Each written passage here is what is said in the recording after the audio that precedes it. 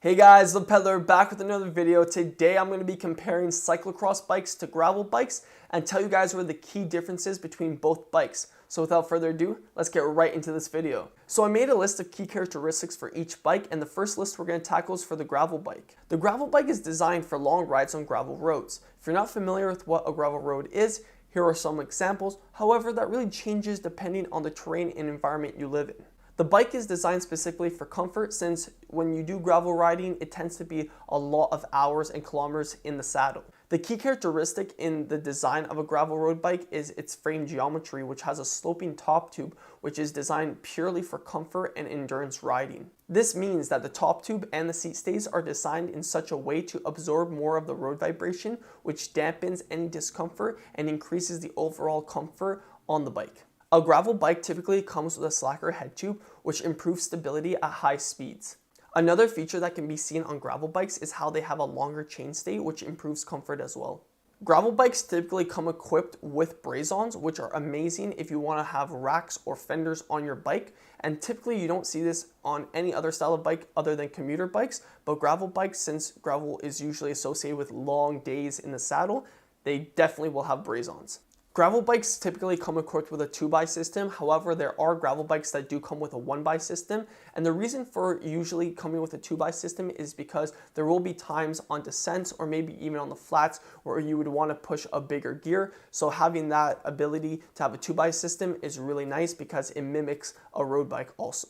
The size of the rotors that typically come equipped on gravel bikes are 160mm rotors on the front and on the rear. The typical tire size that comes equipped on gravel bikes is a 38mm size tire. However, you can go bigger than that if you so choose. The average tire tread that comes equipped on a gravel bike is relatively smooth, and that's because there will be times where the gravel is relatively flat and not really rocky or loose, so you don't need that knobby of a tire, especially when that increases the rolling resistance and friction. So having a tire that's the best of smooth but will have grip also is the best of both worlds that you do get on a gravel bike. Gravel bikes typically have a low BB similar to a road bike, and that's just because you don't really need to clear any obstacles, and that improves stability at higher speeds. So those were the key characteristics that you find on a gravel bike, and now I'm going to give you the key characteristics that you find on a cyclocross bike. A cyclocross bike is designed for racing on tight courses, and the terrain that you're racing on, usually with a cyclocross bike, is anywhere from grassy to muddy to sandy to snow to ice.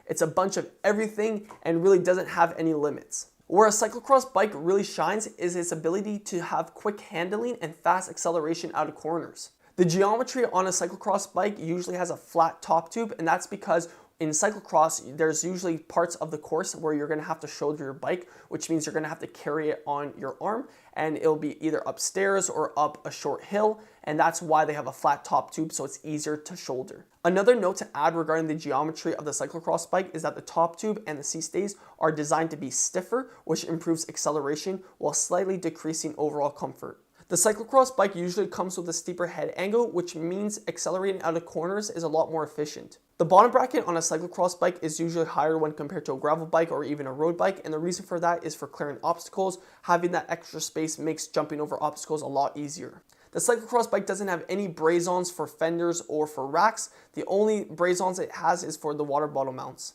Usually cyclocross bikes come equipped with a 1x setup, and that's just because it's usually the easiest setup to shift with and because speeds don't exceed 40 kilometers in a cyclocross race. However, there are times where riders do decide to put on a 2x system, but usually bikes only come with a 1x system for cyclocross.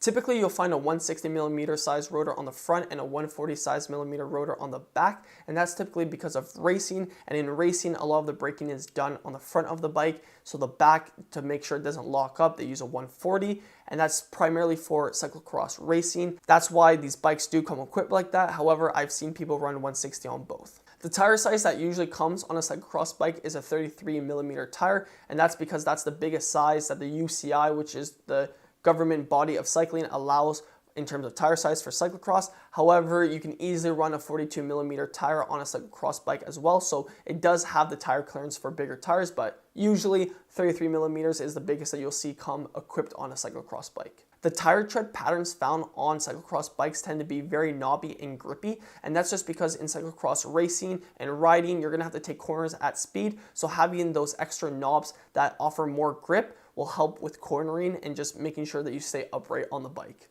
The wheelbase on a cyclocross bikes tend to be closer together, and that's just to aid with overall agility. There you have it. Those are the key characteristics that you find on a gravel bike and that you find on a cyclocross bike. If you guys do want me to do a video comparing both and maybe suggesting which one you guys should buy and the reasons to buy each, please leave a like on this video and subscribe to the channel and comment if you would like to see that. It really helps with the overall growth of the channel and helps with me putting out more content like this.